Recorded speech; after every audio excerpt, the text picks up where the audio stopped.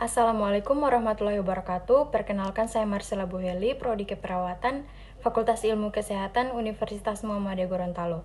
Baiklah, di sini saya akan menjelaskan sistem peredaran darah pada manusia. Sistem peredaran darah terbagi atas dua. Yang pertama, sistem peredaran darah besar dan sistem peredaran darah yang kecil. Sistem peredaran darah besar atau disebut juga sistematik adalah sirkulasi di dalam tubuh yang menggerakkan darah antara jantung dan seluruh tubuh. Bagian ini berguna untuk mengirimkan darah yang mengandung oksigen ke seluruh tubuh dan mengembalikan darah yang teroksigenasi kembali ke jantung.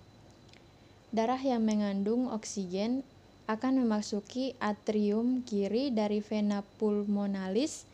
Setelah itu, darah kemudian dipompa melalui katup mitral ke ventrikel kiri. Dari ventrikel tersebut, darah dipompa melalui katup aorta dan masuk ke dalam aorta yang merupakan arteri terbesar di tubuh. Untuk pertukaran gas dan nutrisi dengan jaringan tubuh terjadi di dalam kapiler yang mengalir melalui jaringan. Sirkulasi sistematik menjaga metabolisme setiap organ dan setiap jaringan dalam tubuh tetap hidup, kecuali parenkim paru-paru yang disuplai oleh sirkulasi pulmonal.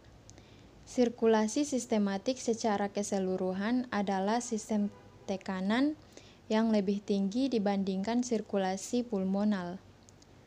Hal ini karena sirkulasi sistematik harus memaksa volume darah yang lebih besar untuk mencapai bagian tubuh yang lebih jauh dibandingkan dengan sirkulasi pulmonal.